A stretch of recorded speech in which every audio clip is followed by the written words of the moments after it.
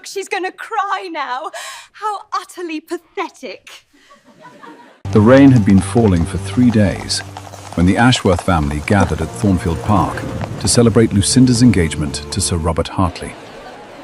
It was not the delicate, romantic sort of rain that poets wrote about, the kind that misted windows and made one long for a fire and a book. This was the relentless grey rain of late October, the kind that soaked through stone and settled into the bones of old houses, the kind that made tempers short and silences longer. Pathetic. Eliza Ashworth stood at the window of the yellow drawing room, her fingertips pressed against the cold glass. She watched the rain carve rivers down the pane and told herself she was not counting the hours until she could leave. She was 24 years old. She had been to 7 engagement celebrations in the past 3 years, each one for a cousin or a friend or a neighbor's daughter. And she had learned to perform contentment the way one learned to embroider or play a sonata, with practice, precision, and a complete absence of genuine feeling. Behind her, the room hummed with the particular energy of a family occasion. Her mother sat in the corner with her 2 aunts, their heads bent together over wedding fabrics, their voices a constant murmur of silk versus satin, white versus ivory, the merits of pearls, the scandal of short sleeves.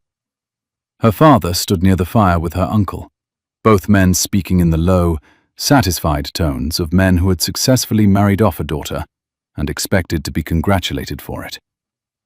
And in the center of the room, surrounded by admirers and well-wishers, sat Lucinda. Beautiful, golden, triumphant Lucinda, accepting compliments as though they were her due, which, Eliza supposed, they were. Lucinda had always been the kind of girl for whom life arranged itself pleasantly. She had been born beautiful. She had remained beautiful. She had learned early that beauty was a currency more valuable than wit or kindness, and she had spent it lavishly. Her engagement to Sir Robert, a baronet with 8,000 a year and an estate in Surrey, was not a surprise. It was an inevitability. The only question had been which of her many suitors she would choose, and she had chosen wisely. A man handsome enough to flatter her vanity, wealthy enough to satisfy her ambition, and dull enough to never challenge her dominance. Eliza turned from the window. The rain had hypnotized her into something like calm, and she did not trust it. She was not beautiful, not in the way Lucinda was beautiful, not in any way that mattered in drawing rooms and ballrooms. She was brown-haired, where Lucinda was gold, sharp-featured where Lucinda was soft, and she had never learned to make her face say things it did not mean. When she was bored, she looked bored. When she was angry, she looked angry. And when she was hurt, which was more often than she would admit to anyone, including herself, she looked as though she might say something she would later regret. She had said many things she later regretted. It was, her mother often reminded her, her defining characteristic. The door opened, and Eliza felt the shift in the room before she understood what had caused it. The conversation did not stop. That would have been too obvious. But it changed. Voices became more careful. Postures became more correct. Her mother's hand flew to her hair. Her aunts exchanged a glance that communicated something urgent and unspoken. And then she saw why. The man who entered was tall, taller than any man in the room, with shoulders that seemed to fill the doorway and a face that gave nothing away. He was not handsome in the soft, pleasant way that Sir Robert was handsome. He was handsome in the way that a storm was handsome, or a wolf, or a blade. There was something in the architecture of his face, the sharp jaw, the high cheekbones, the eyes the color of winter slate, that made one want to look away and look closer at the same time. He wore black, which should have been unremarkable, but on him it seemed like a statement, a warning. Eliza knew who he was before her uncle spoke his name. Everyone in England knew who he was. "Your Grace," her uncle said, crossing the room with the kind of eager deference that made Eliza's teeth ache. "We are honored. We had not expected, that is, when we sent the invitation, we never imagined you would actually. Except the Duke of Ashworth, for that was who he was, Marcus Blackwood, the 6th Duke of Ashworth, distant cousin to the family and the most powerful man any of them had ever stood in the same room with, did not smile. His voice was low and cool, the kind of voice that did not need to be raised to command attention. I found myself in the area, and I confess I was curious. Curious, Your Grace, to meet the young lady who has captured Sir Robert's heart. He said it without inflection, as though heart were a word he had read in a book but never used in conversation. His gaze moved across the room, passing over Eliza's mother, her aunts, the cluster of admirers, and landed on Lucinda. Miss Ashworth, I presume. Lucinda rose from her chair like a flower turning toward the sun. She was wearing rose silk, and she had never looked more beautiful, and she knew it. Your Grace, she said, dropping into a curtsy so perfect it might have been rehearsed. You honor us with your presence. Do I? The Duke's expression did not change. How fortunate. There was a ripple of uncertain laughter. No one was quite sure if he had made a joke. No one was quite sure of anything about him, Eliza realized. He was the kind of man who kept people off balance deliberately, who wielded his silence like other men wielded swords. She had heard the stories. Everyone had heard the stories. The Duke who had inherited his title at 22 when his father died in a hunting accident. The Duke who had been engaged once, years ago, to a woman who had died before the wedding. Some said of illness, some said of heartbreak, some said of something darker that no one would name.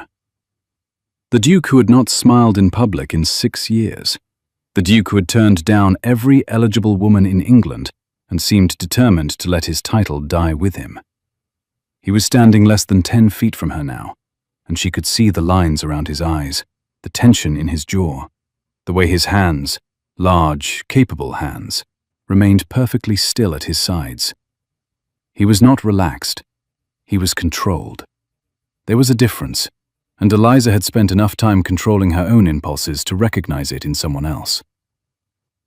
Allow me to introduce my family, her uncle was saying, gesturing toward the various clusters of relatives. My wife, Mrs. Ashworth, my sisters, Mrs. Pemberton and Mrs. Crane, my brother-in-law, Mr. Crane, and, of course, my niece. Eliza, her mother interrupted, appearing at her elbow with the particular smile she wore when she was about to say something she hoped would be ignored. My daughter, Miss Eliza Ashworth. She is plain, Lucinda said, and laughed. The word hung in the air like a gunshot. Eliza felt her face go hot and then cold. She had heard worse from Lucinda, much worse, but never in company, never in front of a stranger, never with that bright, careless cruelty that made it sound like a simple observation rather than a weapon. Lucinda, her aunt murmured, but it was too soft to be a reprimand. What? Lucinda's eyes were wide, innocent. I only meant, she knows I love her dearly, don't you, Eliza? But we must be honest. She's had 3 seasons and still no match. At some point, one must accept that perhaps marriage is simply not... Not what? The Duke's voice cut through Lucinda's like ice through silk. Lucinda blinked. I beg your pardon? Not what, Miss Ashworth? Not in her future? Not in her nature? Not in her stars? He had not moved, had not raised his voice, but something in the room had shifted. The temperature had dropped. The air had changed. I find I am curious what wisdom you are about to impart about your cousin's prospects. Please, continue. Lucinda's smile faltered. I only meant... Yes, you only meant. The Duke's gaze moved, slowly and deliberately, from Lucinda to Eliza. She felt it land on her like a physical weight, like a hand pressed against her chest. Miss Ashworth. Eliza did not know if he was addressing her or Lucinda. She did not know if she was supposed to speak or curtsy or flee. The other Miss Ashworth, he clarified.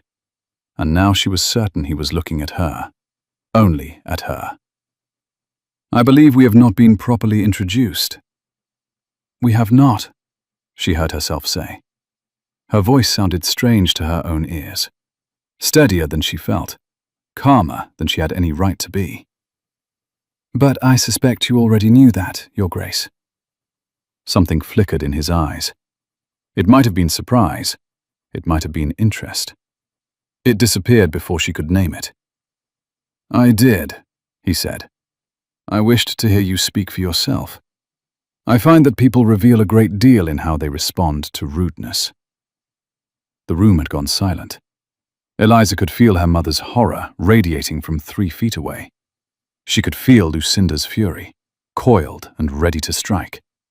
She could feel the weight of every eye in the room, waiting to see what she would do. She lifted her chin. And what have I revealed, Your Grace? That you have restraint. He paused.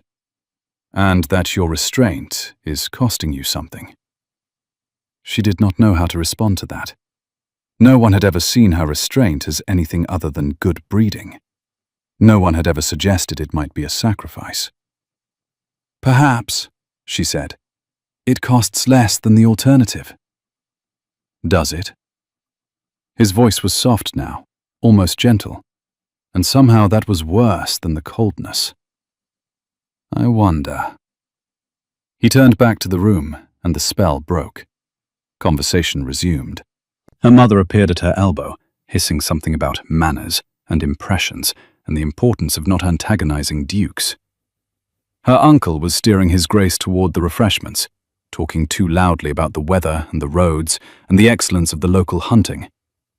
Lucinda had recovered her smile and was laughing at something Sir Robert said, though her eyes kept darting toward Eliza with something that looked like fury and fear combined.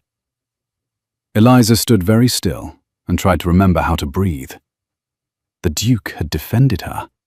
Or, no, that was not quite right. He had not defended her. He had simply refused to let Lucinda's cruelty pass unremarked. He had forced her to see what she had done, and he had done it so quietly, so precisely, that Lucinda had been humiliated without any words being raised against her.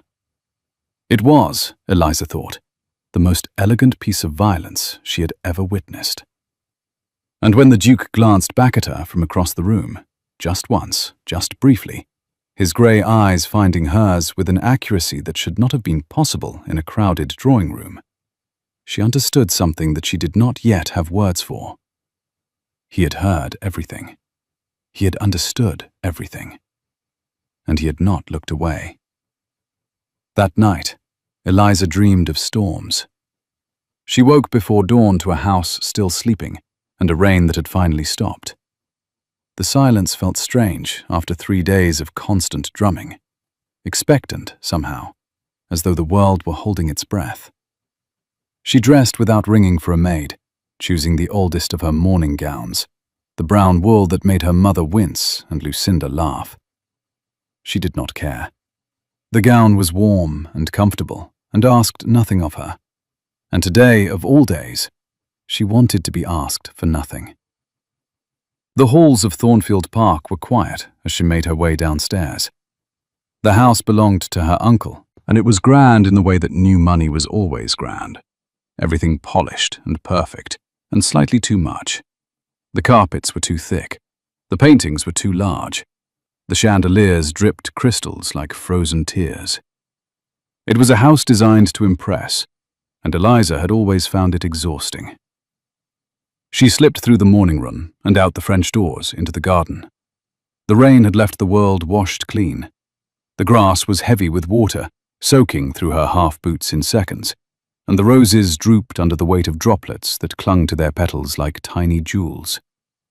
The air smelled of wet earth and dying leaves, and something else, something sharp and cold that spoke of winter coming. She walked without destination, following the gravel paths between the hedgerows, letting her mind empty of everything except the rhythm of her feet and the whisper of the wind in the bare branches above her. She had learned this trick years ago, how to walk herself into a kind of blankness, How to leave her thoughts behind, like a coat she could pick up later. It was the only way she survived these family gatherings. The only way she survived Lucinda. She rounded a corner and stopped. He was standing at the end of the path, near the old stone sundial, and he was watching her. The Duke of Ashworth looked different in the morning light. Less like a storm, perhaps. More like the aftermath of one. The still, grey air that follows thunder. He was not wearing a coat, only a dark waistcoat over a white shirt, and his hair was damp, as though he too had been walking in the wet garden. He looked younger than he had last night, more human, and also, somehow, more dangerous. Miss Ashworth. He did not sound surprised to see her. He did not sound anything at all. Your Grace? She considered turning back, retreating to the house, finding some excuse to avoid whatever this was. But her feet did not move. Her feet seemed to have decided without consulting her that she was staying. You are awake early? I do not sleep well in strange houses. He paused. I do not sleep well in familiar ones either, but strange ones are worse. It was more than she had expected him to say, more than she had expected him to admit. She filed it away like a card in a hand she did not yet know how to play. Nor do I, she said. I find that lying in the dark gives my mind too much room to wander. Where does it wander? The question was simple, but the way he asked it, direct, unhedged, as though he actually wanted to know the answer, made her hesitate. Nowhere useful, she said finally. Nowhere I would choose to go. He nodded, as though this made perfect sense, and turned back to the sundial. It was old, older than the house, carved from grey stone that had worn smooth with centuries of weather. The words around its face were half illegible now, but Eliza knew what they said. Tempus fugit. Time flies. I owe you an apology, the Duke said, not looking at her. Do you? For my behavior last night. I embarrassed your cousin, and by extension, I embarrassed you. That was not my intention. What was your intention? He was quiet for a moment. When he spoke again, his voice was different, lower, rougher, as though the words were being pulled from somewhere deep. I intended to make her feel 1/10 of what you must have felt hearing those words. 1/10 of what she has probably made you feel 1,000 times before. He turned his head, and his eyes met hers. Was I wrong? Eliza did not answer. She could not answer. She was too busy trying to understand how this man, this stranger, this duke, this person she had met for the first time less than 12 hours ago, could see so clearly what her own family refused to acknowledge. I have known women like your cousin, he continued, when she did not speak. I have been hurt by women like your cousin. I recognize cruelty when I see it, even when it wears a pretty face and a rose silk gown. His jaw tightened. Especially then. The woman you were engaged to, Eliza heard herself say. Was she? Yes. The word was clipped, final, a door closing. She should not press. She knew she should not press. Every rule of propriety and common sense and basic self-preservation told her to change the subject, to offer a polite condolence, to find some way to retreat to safer ground. But she had never been good at retreat. What happened to her? The silence stretched between them like a held breath. She watched his profile, the line of his jaw, the way his hands, those large, still hands, tightened at his sides. She died, he said, 3 weeks before our wedding. The doctors called it a fever. Her maid called it a broken heart. I called it. He stopped, swallowed. I called it many things. None of them fit. I'm sorry. Are you? He turned to face her fully, and there was something in his expression that she could not read. something that looked almost like hunger. You did not know her. You do not know me. Why should you be sorry? Because you are standing in a wet garden at dawn, telling a stranger about the worst thing that ever happened to you. Eliza's voice was steady, though her heart was not. And because I know what it is to carry something that heavy alone. He stared at her. She could not tell if she had offended him, or moved him, or simply confused him. His face gave nothing away.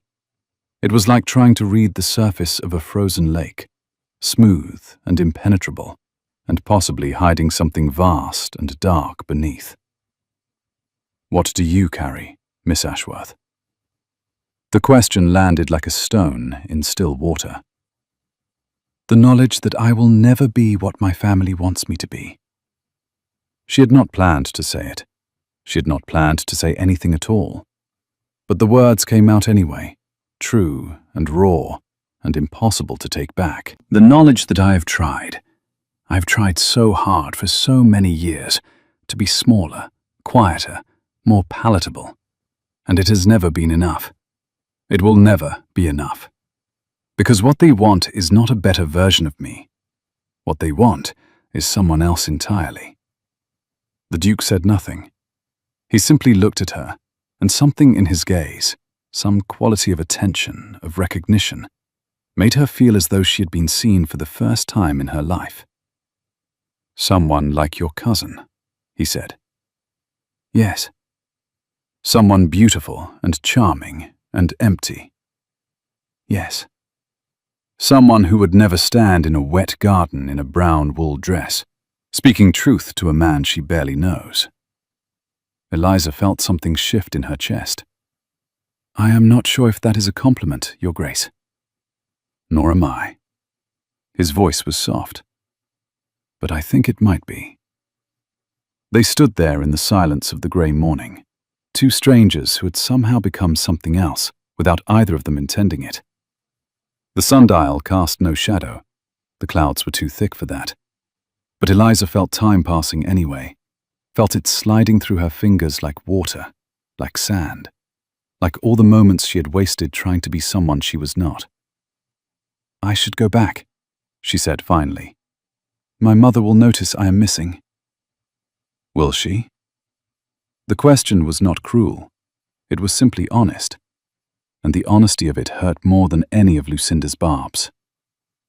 Perhaps not, Eliza admitted. But the servants will, and they will tell her, and then there will be questions I do not wish to answer. The Duke nodded. Questions about why you were alone in the garden with me. Yes. Would it help if I told you I intend no harm?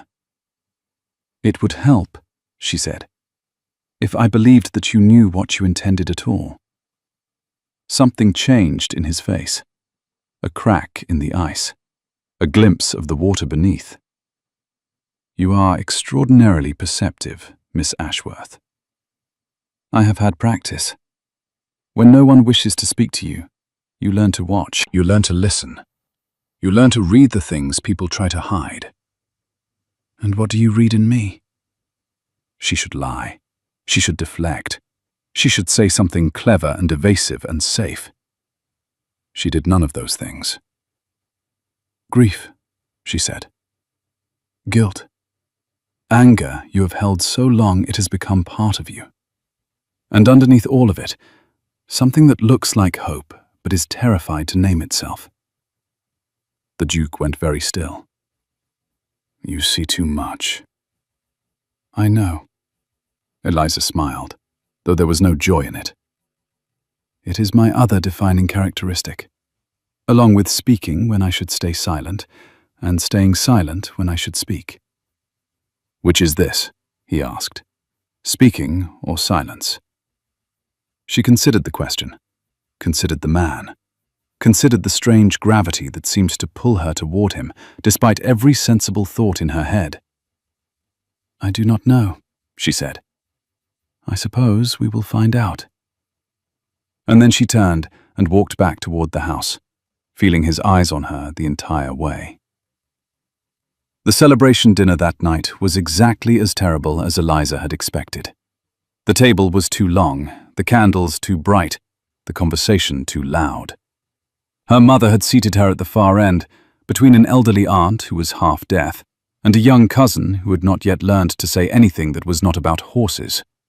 It was, Eliza understood, a deliberate exile, punishment for some unnamed crime, or perhaps simply a reflection of her value in the family calculus. The Duke sat at the opposite end, near Lucinda and Sir Robert and all the people who mattered. He did not look at Eliza. He did not seem to be looking at anyone at all. He answered questions when asked, ate when food was placed before him, and maintained an expression of such perfect neutrality that Eliza found herself wondering if he had practiced it in a mirror, or if it came naturally to men who had spent 6 years building walls around themselves. "More wine, miss?" A footman appeared at her elbow. "Yes, thank you." She should not. She knew she should not. Wine made her honest, and honesty at family gatherings was a weapon she could not afford to unsheath. But she was tired. Tired of watching Lucinda shine, tired of being invisible, tired of pretending that none of it hurt. She drank the wine and tried to listen to her cousin explain the difference between a trot and a canter. Across the table, Lucinda was laughing at something Sir Robert had said, her golden head thrown back, her white throat catching the candlelight. She was wearing pale blue tonight, the color of a winter sky, the color of innocence, and she looked like something from a painting, something too perfect to be real, something that would shatter if you touched it. "She is quite beautiful, isn't she?" Eliza turned. The elderly aunt, Aunt Millicent, she remembered now, was squinting at her through spectacles that were at least a decade out of fashion. "Lucinda?" Eliza managed. "Yes, she is."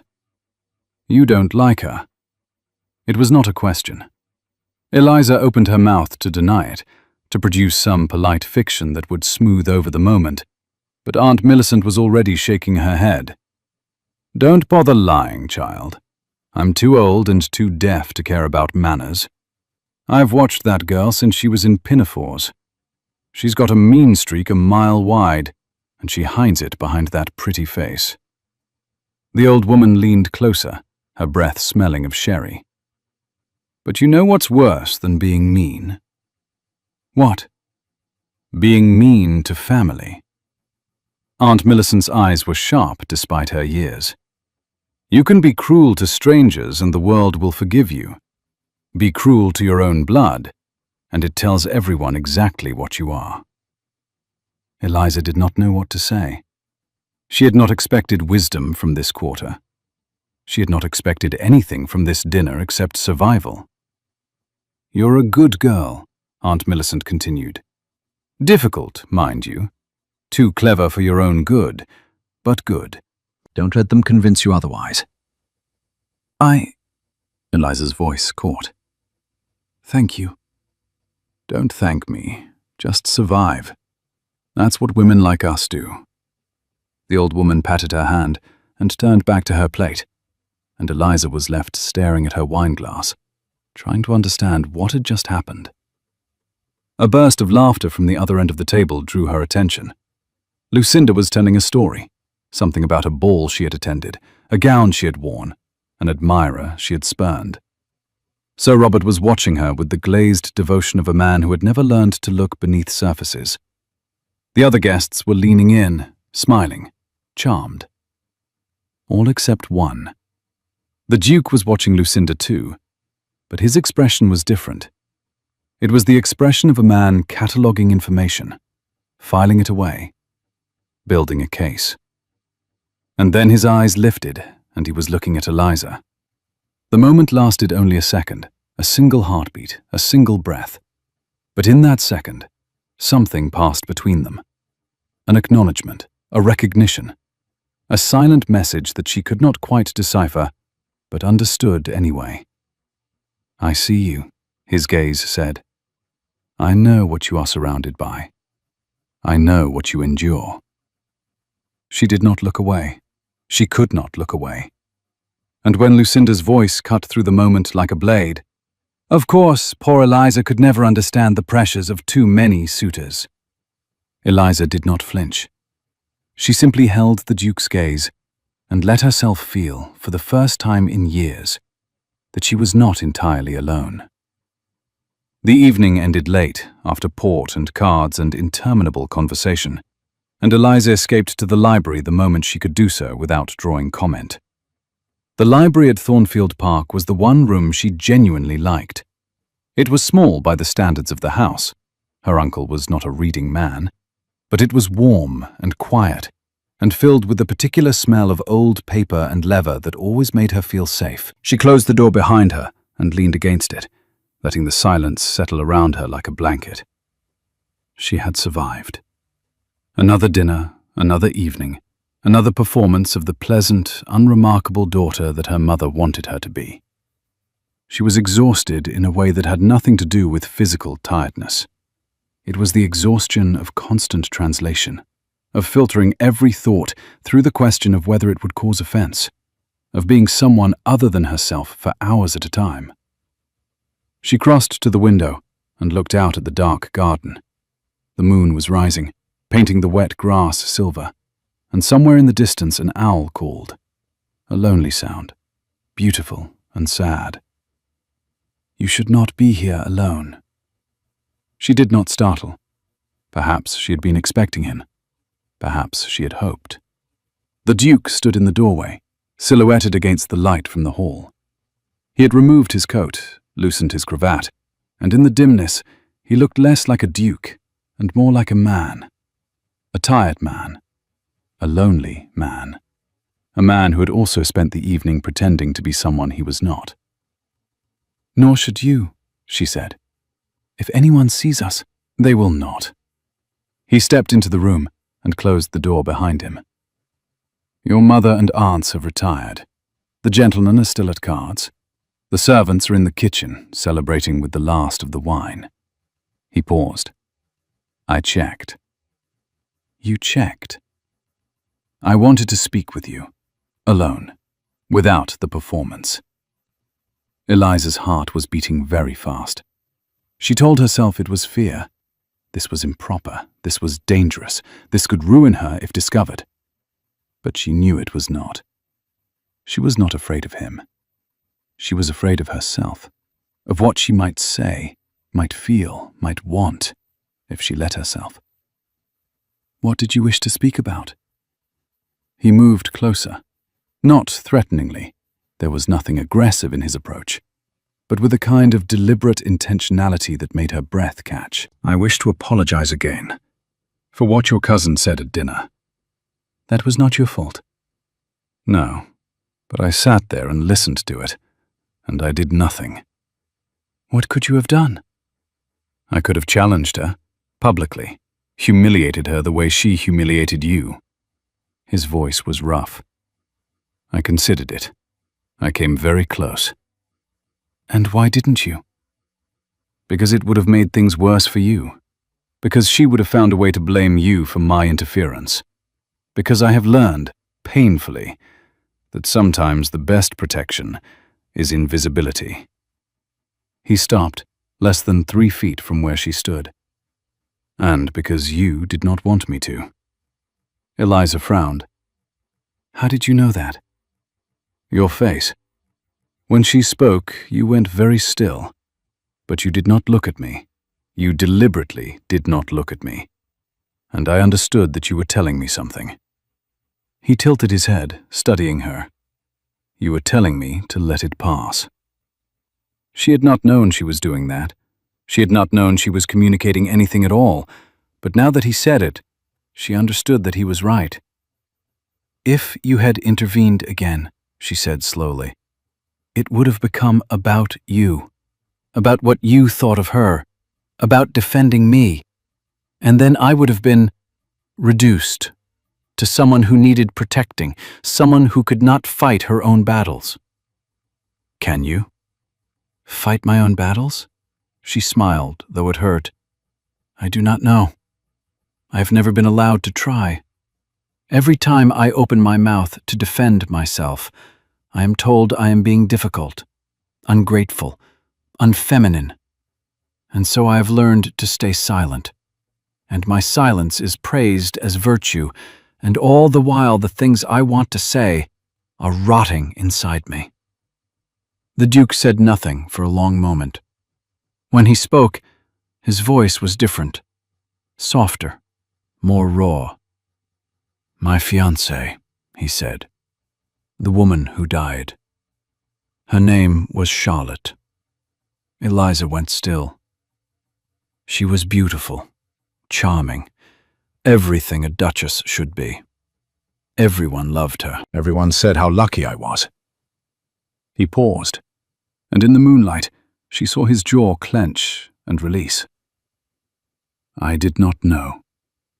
For a very long time I did not know that she was cruel.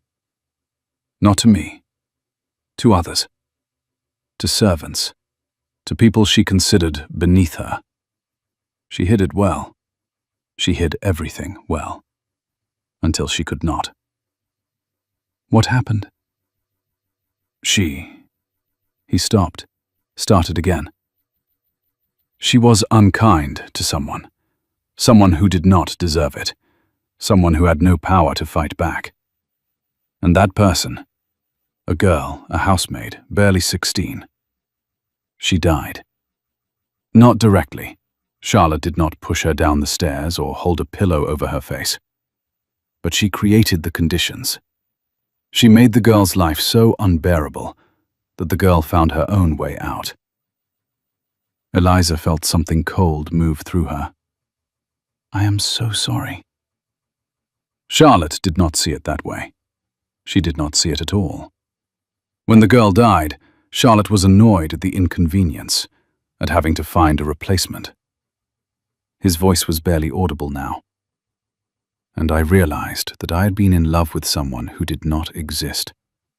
That the woman I thought I knew was a performance, a mask. And underneath the mask was something I could not love. Something I could barely look at. Did you end the engagement? I tried. He laughed, and it was the most terrible sound she had ever heard. Hollow, broken, full of ghosts. I tried, and she found out, and 3 weeks later she was dead. The doctors said fever. Her maid said heartbreak. I say. He stopped, breathed. I say she could not bear to be seen, to be truly seen. And so she stopped. Eliza did not know what to do. Every instinct told her to reach for him, to touch his hand, his arm, his face. But she did not know if touch would help or harm. She did not know anything except that this man had just given her a piece of himself that he probably had not given to anyone in years. You blame yourself, she said quietly. Should I not? No.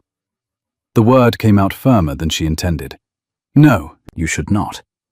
She made her choices. She lived the way she lived, and she died the way she died. And none of that is your fault.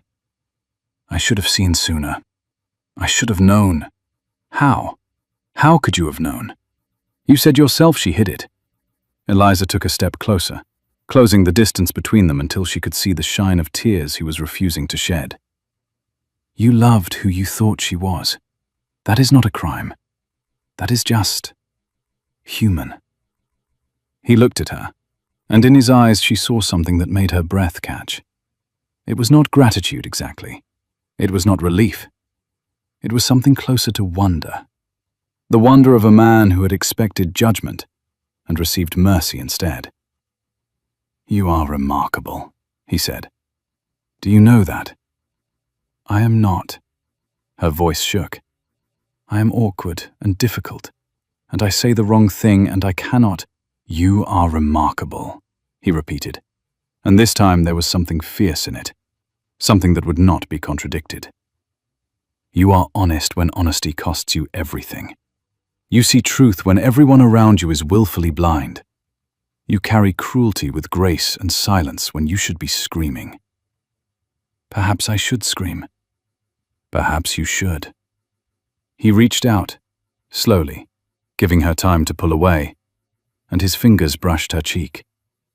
The touch was so gentle it hurt. Perhaps we both should. Eliza closed her eyes. She could feel the warmth of him, the nearness of him, the impossibility of him. She could feel all the years of loneliness pressing against her chest, all the words she had swallowed, all the tears she had refused to shed. And she thought that if she did not move away right now, something was going to break, and she did not know if she would survive the breaking. "Your Grace," she whispered. "We cannot." "I know." His hand fell away. "I know." But he did not step back, and neither did she. They stood there in the moonlit library, two people who had just discovered each other, two people who had both been alone for far too long, two people who knew, as surely as they knew anything, that whatever was happening between them was not nothing. It was not nothing at all. The next 3 days passed in a fever of looks and silences, and conversations that said everything and nothing. They never spoke alone again. There was no opportunity, no safe moment when they could risk being seen. But they did not need words to communicate. A glance across the breakfast table, a brush of hands when passing in the hall, a moment in the garden when Eliza stooped to pick up a fallen book and looked up to find him watching her, with an expression that made her forget her own name. Lucinda noticed. She did not say anything. Not directly. Not yet. But Eliza could see the calculation in her cousin's eyes, the way she tracked the Duke's attention like a hunter tracking prey. Lucinda was not accustomed to being upstaged.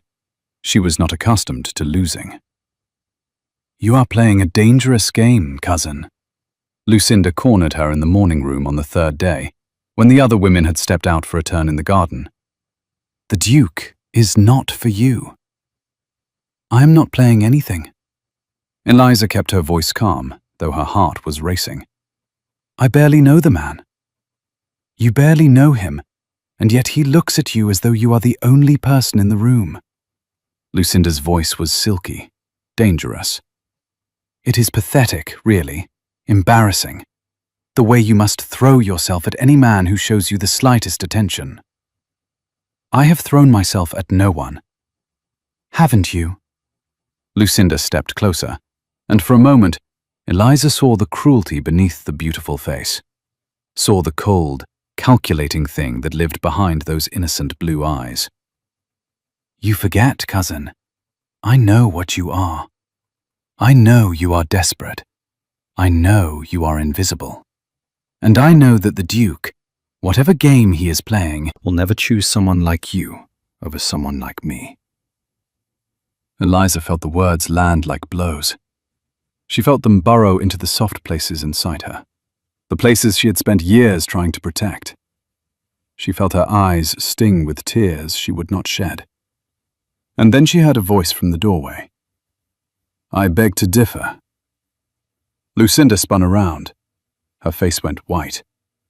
The Duke of Ashworth stood in the doorway, his expression unreadable, his eyes fixed on Eliza's cousin with a coldness that made the room feel like winter.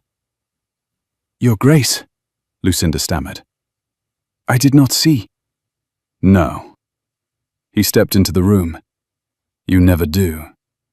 You never see the harm you cause, the pain you inflict, the wounds you leave behind. You never see because you do not care to look." "I was only—" "You were only what? Speaking truth, offering guidance, helping your poor, unfortunate cousin understand her place." His voice was quiet, but there was steel beneath it. "I heard what you said, every word, and I find I have something to say in return." Lucinda's mouth opened, closed. She looked like a fish gasping for air. "Miss Eliza Ashworth," the Duke said, not looking away from Lucinda, "is worth 10 of you, 100 of you. She has more grace in her silence than you have in all your performances. She has more courage in her restraint than you have in all your cruelty. And if she would have me—" He stopped. Eliza could not breathe. She could not think. She could not do anything except stand there and stare at the man who had just dismantled her cousin's cruelty and was now turning toward her with something in his eyes that looked like hope and terror combined. "If she would have me," he said again, and this time his voice was softer, meant only for her. "I would spend the rest of my life proving that she is exactly what I want, exactly who I want. No one else." The room was silent. Lucinda made a small, strangled sound and fled. Eliza did not watch her go. She could not look away from the Duke's face. "You should not have done that," she whispered. "I should have done it sooner." He took a step toward her. "I should have said it the first night. The moment I heard her laugh at you, I should have. She will never forgive you. She will tell everyone." "Let her." Another step. "Let her tell the world that the Duke of Ashworth heard her cruelty and called it what it was. Let her tell them that I defended you. Let her tell them that I am in love with you." Eliza's heart stopped. "You... what?" "I love you." The words fell from him like stones, like confessions, like prayers. "I have loved you since you stood in that garden and told me the truth about myself. I have loved you since you looked at me without fear and without expectation and without wanting anything from me except honesty. I have loved you, Eliza Ashworth, and I do not know how to stop, and I do not want to try." She was crying now. She could feel the tears on her cheeks, warm and salt and impossible to stop. "I am not what you need," she said. "I am difficult and awkward, and I say the wrong things. You say the right things, the true things, the things everyone else is too cowardly to say. I will embarrass you. You could never embarrass me. I am not beautiful. You are." He closed the distance between them and took her face in his hands. Those large, gentle hands that she had watched for days, that she had dreamed about, that she had wanted without letting herself name the wanting. "You are beautiful. Not in the way the world understands beauty. Not in the way that gets painted and praised and put on display. You are beautiful in the way that matters, in the way that lasts." She closed her eyes. She felt his thumbs brush away her tears. She felt the warmth of him, the nearness of him, the impossible, terrifying reality of him. "I do not know how to do this," she whispered. "Neither do I." His forehead touched hers. "We will learn together." When he kissed her, softly, carefully, as though she were something precious that might break, Eliza understood, for the first time in her life, what it meant to be chosen. Not because she was beautiful, not because she was convenient, not because she fit some idea of what a woman should be, because she was herself, difficult and honest and imperfect and real. And he wanted her anyway. He wanted her because. The scandal broke over breakfast the next morning like a wave over a small boat. Lucinda had told her mother, who had told Eliza's mother, who had told everyone else, and by the time Eliza came down to the dining room, the entire family was waiting with expressions that ranged from horrified to furious to delighted in the particular way that meant someone else's misfortune was providing excellent entertainment. "Is it true?" Her mother's voice was shaking. "Is it true that that you and the Duke?" "Yes." Eliza sat down and reached for the toast. Her hands were not trembling. Her voice was not trembling. Something had changed in her since yesterday. Some wall had fallen. Some chain had broken. and she found that she no longer cared what they thought. "The Duke has proposed. I have accepted." The silence that followed was deafening. "You accepted?" her mother repeated, as though the words were in a foreign language. "You accepted a proposal from a duke? Is that so difficult to believe?" "Yes." Lucinda's voice cut through the stunned quiet like a blade. "Yes, it is. Because he was supposed to. Everyone knows he was supposed to." "Propose to you?"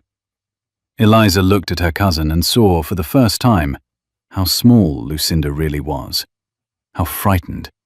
How desperate to matter, to shine, to be the center of everything. "Is that what you thought? That you would add a duke to your collection alongside Sir Robert?" "I didn't mean—" "You always mean." Eliza stood up, leaving her toast untouched. "You meant every cruel word you ever said to me. You meant every laugh, every taunt, every casual destruction of my confidence. You meant it, Lucinda, because meaning it made you feel powerful, made you feel better about yourself." "Eliza," her mother's voice was sharp, "you will not speak to your cousin that way." "Why not?" Eliza turned to face her mother. "Because it is rude, because it makes people uncomfortable, because good girls stay silent and let themselves be eaten alive, piece by piece, until there is nothing left. Because it is not done." "Then perhaps it should be." Eliza felt something expand in her chest. Something that had been compressed for years, for decades. Something that had been waiting for permission to breathe. "Perhaps we should speak about the cruelty we endure. Perhaps we should name it. Perhaps we should stop pretending that silence is the same as strength." She walked out of the dining room without looking back. She found the Duke in the garden, standing by the old sundial, waiting for her as though he had known she would come. "They know," she said. "I assumed they would." "They are not pleased." "I assumed that as well." She stopped beside him and looked at the sundial, at the worn words around its face. "Tempus fugit. Time flies."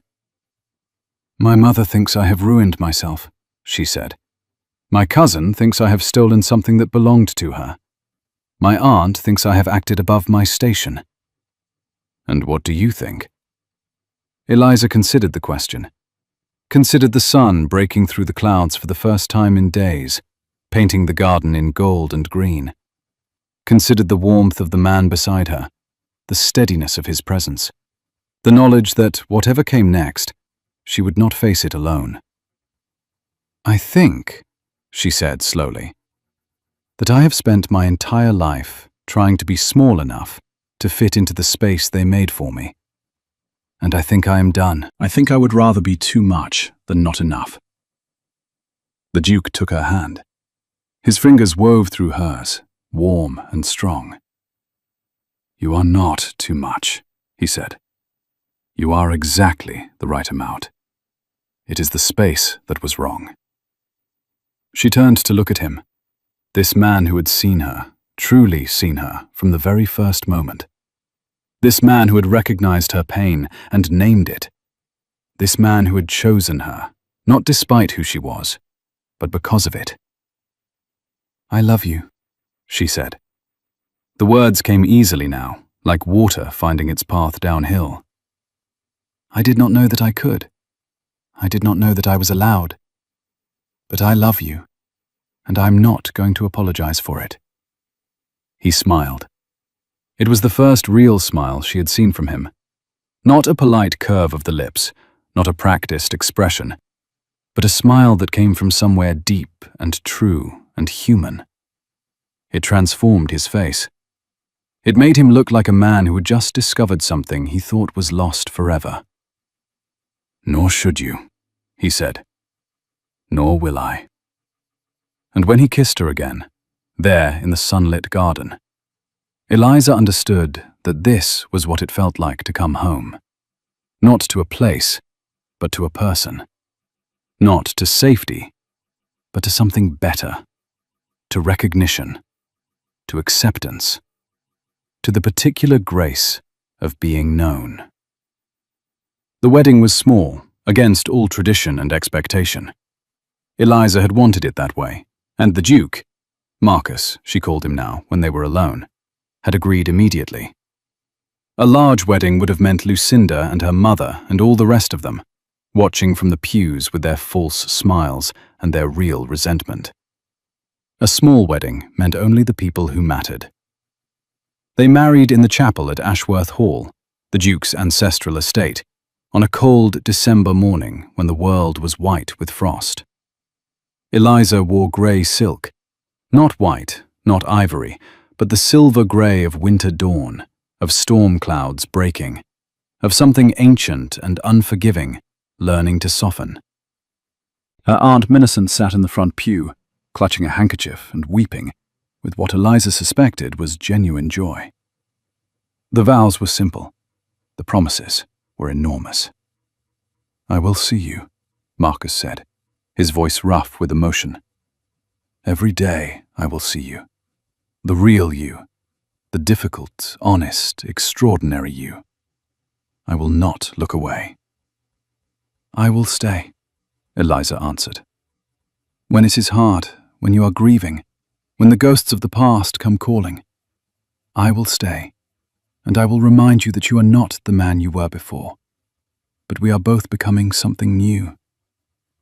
And afterward, when they walked out of the chapel into the cold, bright morning, Eliza looked up at the sky, clear and endless and full of possibility, and felt something she had never felt before. She felt free. 3 years passed like a held breath, like a prayer, like a slow unfurling of everything that had been compressed and hidden and waiting. Eliza learned the shape of her husband, not just his body, though she learned that too, learned the scar above his left eyebrow and the silver flecks in his eyes and the way his hands trembled when he touched her, as though he could not quite believe she was real. She learned his silences and his fears.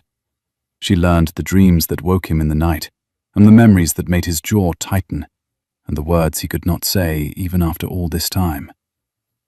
And he learned her temper and her impatience, and her tendency to say exactly the wrong thing at exactly the wrong moment. Her fear of being invisible, her terror of being too much. The way she cried when she was angry, because her body did not know how else to express the enormity of feeling, and the way she laughed when she was nervous, and the way she went quiet and still when she was truly happy, as though she needed all her attention to hold the joy. They fought. Of course they fought. Two people who had spent their lives building walls did not tear those walls down without debris, without casualties, without moments when the old defenses rose up and demanded recognition. But they learned to fight in ways that did not destroy. They learned to say, "I am hurt," instead of, "You are wrong." They learned to reach for each other, even when reaching felt like surrender. And slowly, gently, like spring returning after a long winter, they learned to be happy. On the morning of their 3rd anniversary, Eliza woke to an empty bed and a note on the pillow. "Come to the garden." She dressed quickly, not bothering with stays or elaborate hair, and made her way outside. The garden at Ashworth Hall was different from the one at Thornfield Park. Older, wilder, full of roses that had been growing since the house was built 300 years ago. In spring, it smelled like heaven. In winter, when the roses were sleeping, it smelled like potential. Marcus was standing by the fountain at the garden's center. He was holding something, a small bundle wrapped in a blanket, and when Eliza got closer, she saw his face, and her heart stopped. He was crying. "What is it?" She rushed toward him. "What's wrong?" "Nothing is wrong." His voice was choked with something that was not grief. "Nothing is wrong, Eliza. Everything is. Look." He turned the bundle so she could see. A baby. A tiny, perfect, sleeping baby, with dark hair and a rosebud mouth, and the smallest hands Eliza had ever seen. "I don't understand," she whispered. "The vicar's wife, her sister. She died in childbirth last week." Marcus's voice was shaking. There was no family, no one to take the child. They were going to send her to the parish, to the workhouse, and I could not let her. Eliza reached out, and her fingers brushed the baby's cheek. So soft, so impossibly soft. "It's a girl." A girl. Marcus looked at her, and in his eyes she saw everything. The grief he had carried for years, the guilt, the ghosts, and underneath all of it, something new. Something fragile and fierce and full of hope. "Her name is Margaret. The mother wanted her called Margaret. But I thought, if you agree, I thought perhaps we could call her Meg." Eliza could not speak.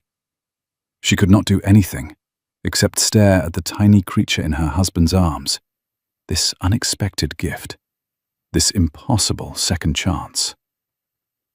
"We always said," she managed finally, "that we would find our own way, that we would build something different. We did. This is different." "Yes." She looked at Marcus, at the tears on his face, the hope in his eyes, the way he held the baby as though she were made of glass and gold. "May I hold her?" He placed the child in her arms, and Eliza felt the weight of her, so small, so light, so utterly dependent on the kindness of strangers who were about to become her parents. She looked down at the sleeping face, at the tiny fingers curled against the blanket, and she understood something that she had been trying to understand her whole life. You did not have to be born into a family to belong to one. You did not have to be chosen first to be chosen fully. You did not have to be beautiful in the way the world understood beauty to be worthy of love. You just had to show up. You just had to stay. You just had to let yourself be found. "Hello, Meg," she whispered. "I'm your mother, and this is your father, and we are going to love you so much that you will never, ever doubt your place in the world." The baby stirred, opened her eyes, grey eyes like storm clouds, like steel, like something ancient and unforgiving that was learning to soften. And for a moment, Eliza could have sworn she smiled. 10 years later, on a spring morning when the roses were in full bloom, Eliza sat on the terrace at Ashworth Hall and watched her family. Meg was 9 now, tall and serious, and possessed of an intellect that startled her tutors and delighted her parents. She sat cross-legged on the lawn, reading a book that was probably too advanced for her and would probably give her nightmares, and refusing to come inside despite the grass stains on her dress. Her brother Thomas, born 2 years after Meg's arrival in a labour that nearly killed Eliza and would have killed a lesser woman, was 7 and loud and in love with horses and entirely incapable of sitting still for more than 30 seconds at a time. He was currently chasing the gardener's cat through the rose bushes, shouting something about pirates.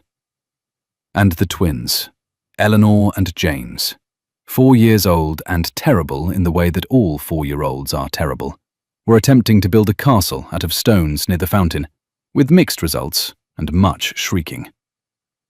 Marcus emerged from the house and came to stand beside her. His hair was grey at the temples now, and there were lines around his eyes that had not been there when they married. But his hands were still steady, and his gaze was still sure, and when he looked at her, she still felt seen.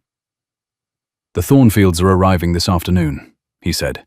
"Your mother sent word." Eliza sighed. "All of them?" "All of them." "Including Lucinda?" "Including Lucinda." Eliza looked out at her children, her extraordinary, chaotic, impossible children, and felt a wave of something that was not quite satisfaction and not quite triumph, but somewhere in between. Lucinda had married Sir Robert as planned. The marriage had lasted 3 years before he left her for a widow in Bath with better conversation and fewer complaints. Lucinda had returned to her mother's house, bitter and beautiful, and unable to understand what had gone wrong. She visited Ashworth Hall once a year at Christmas and spent the entire time making comments about Eliza's unfashionable gowns and undisciplined children. Eliza had learned, over the years, to find this amusing rather than painful. "Shall I tell them we have a prior engagement?" Marcus asked. No. Eliza reached for his hand. No, let them come. Let them see. See what? What they missed.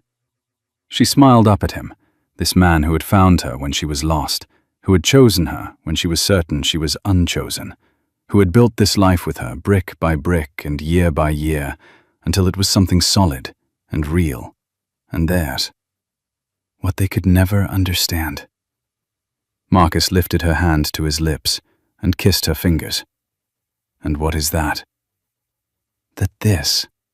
She gestured at the garden, the children, the house that had become a home, the life they had built from ruins and hope and sheer stubborn refusal to give up.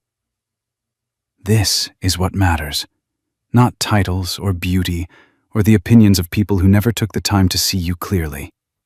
Just this. Just us. Just love." Thomas came running toward them, covered in dirt and leaves and joy, and flung himself into Marcus's arms with the absolute confidence of a child who has never doubted his welcome. "Papa, the cat bit me." "Did you deserve it?" "Only a little." Marcus laughed, that rare, full laugh that Eliza had learned to treasure, and hoisted his son onto his shoulders, and Eliza watched them and felt her heart expand until she thought it might burst. She had been told for so many years that she was not enough, not beautiful enough, not charming enough, not quiet enough, not good enough.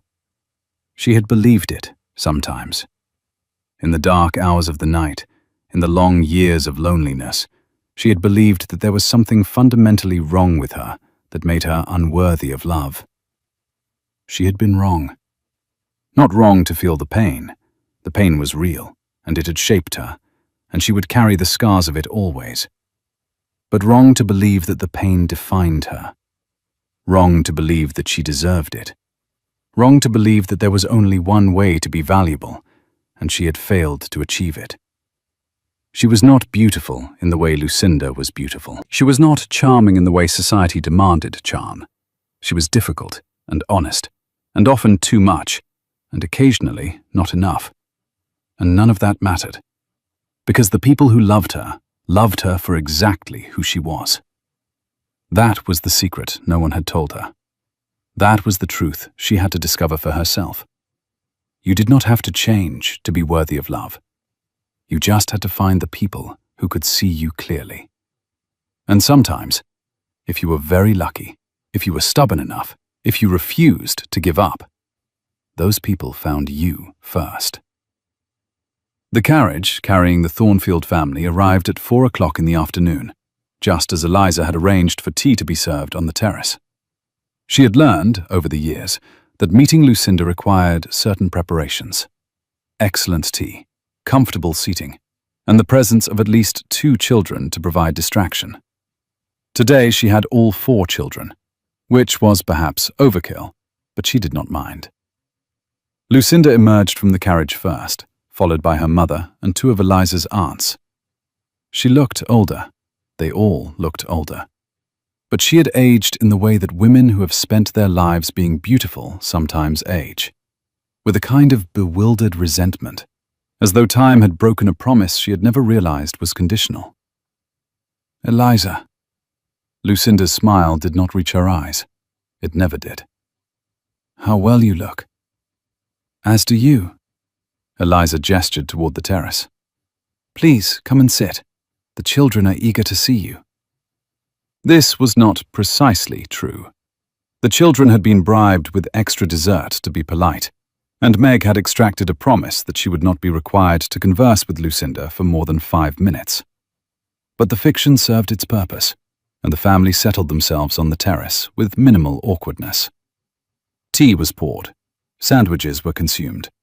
The twins displayed their rock collection to an audience that was politely indifferent. Thomas demonstrated his ability to whistle through his fingers, which impressed no one but himself.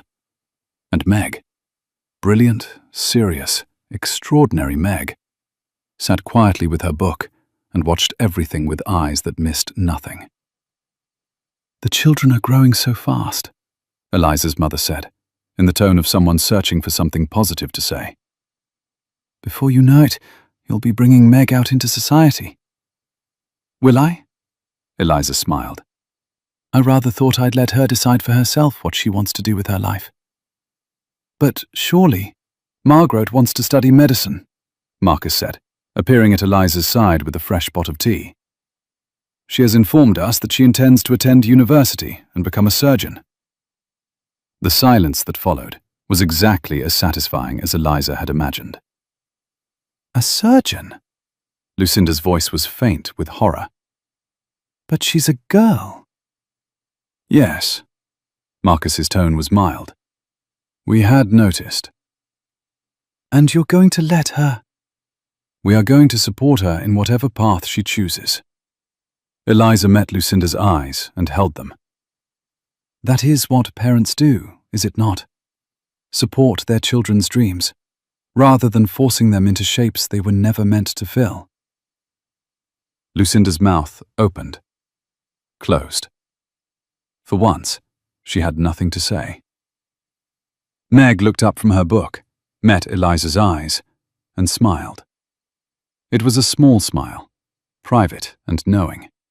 The smile of a child who understood that she was being defended and appreciated it more than words could express. "May I be excused?" Meg asked. "I want to show grandmother the new litter of kittens in the stable." "Of course, darling." Meg rose, tucked her book under her arm, and held out her hand to Eliza's mother with all the grave politeness of a future surgeon and a current child who had learned exactly how to manage adults. "Grandmother, the orange one is my favorite. I named her Clementine." They disappeared toward the stables, and Eliza watched them go with a heart that felt impossibly full. This was what she had wanted, she realized. Not the title, not the house, not even the love, though she wanted that too, wanted it desperately. What she had wanted, more than anything else, was this: the chance to raise children who knew they were seen, who knew they were valued, who would never, ever doubt their place in the world. She had been that doubting child once. She had been the girl at the window, watching the rain, wondering if she would ever matter to anyone. Now she was the woman on the terrace, watching her daughter walk away with her head held high, knowing that whatever challenges lay ahead, Meg would face them with the knowledge that she was loved exactly as she was. That was the gift Eliza could give her. The gift no one had given Eliza. And it was enough. It was more than enough. It was everything. Later that night, after the family had gone, and the children were in bed and the house had settled into the particular quiet of evening, Eliza found Marcus in the library. He was standing at the window, looking out at the moonlit garden, and something in his posture made her pause in the doorway. "What are you thinking about?" He turned, and she saw the shine of unshed tears in his eyes. "Charlotte," he said quietly. "I was thinking about Charlotte." Eliza crossed the room and stood beside him. She did not touch him yet. She had learned to wait, to let him come to her when he was ready. "What about her?" "I was thinking." He paused, swallowed, tried again. "I was thinking that she would not recognize me now. The man I was when I knew her, angry and cold, and so convinced that the only way to survive was to feel nothing. That man is gone. And in his place," he gestured at the room around them, at the house, at the life they had built. In his place is this person who can laugh at his children's jokes and cry at his wife's kindness and feel everything all the time without fear. Is that a good thing or a bad thing? It is a terrifying thing. He turned to face her fully. It is a terrifying thing, and I would not give it up for anything. Eliza reached for him then, and he came to her, folding himself into her arms with a sigh that seemed to release years of tension, years of grief, years of carrying weights he had never asked to carry. "I love you," he said into her hair. "I love you so much it frightens me sometimes." "I know."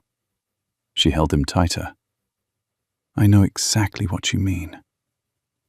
They stood there for a long time, two people who had found each other against all odds, two people who had chosen to be brave when bravery felt impossible, two people who had learned, slowly and painfully and beautifully, that love was not a destination, but a practice, something you did every day, something you chose over and over, even when it was hard, especially when it was hard. "Come to bed," Eliza whispered finally. "In a moment." Marcus pulled back, looked at her with those grey eyes she had learned to read like a language. "I just want to look at you for a moment." "Why?" "Because you are beautiful." He smiled, and it was the smile she had fallen in love with, rare and real, and meant only for her. "Because you saved my life. Because I am so grateful every single day that you walked into that garden in your brown wool dress and told me the truth." "What truth?" "That it was all right to be seen, but it was all right to feel. That the walls I had built were not protecting me. They were imprisoning me." He took her face in his hands, those large, gentle hands that had learned every curve of her body and every corner of her heart. "You set me free, Eliza, and I will spend the rest of my life trying to be worthy of that gift." "You don't have to be worthy." She covered his hands with her own. "You just have to be here. That's all I ever wanted. Just you. Present." "Staying. I am staying. I know. Always. I know." And when he kissed her, softly, tenderly, with all the love he had spent 6 years learning how to feel again, Eliza understood, finally and completely, what happiness meant. It did not mean the absence of pain. It did not mean that everything was perfect. It did not mean that the ghosts of the past had disappeared, or that the challenges of the future would not come. It meant that whatever came, they would face it together, that they would choose each other over and over, even when choosing was hard, that they would build something real and lasting and true, not out of perfection, but out of persistence. Love was not a feeling, it was a decision. And they had decided. We chose, we stayed, we were bound. Not by obligation, not by expectation, not by the narrow definitions of what a family should be. Bound by something deeper, something that could not be named, but only lived. In the garden, the roses continued to bloom. In the house, the children continued to grow.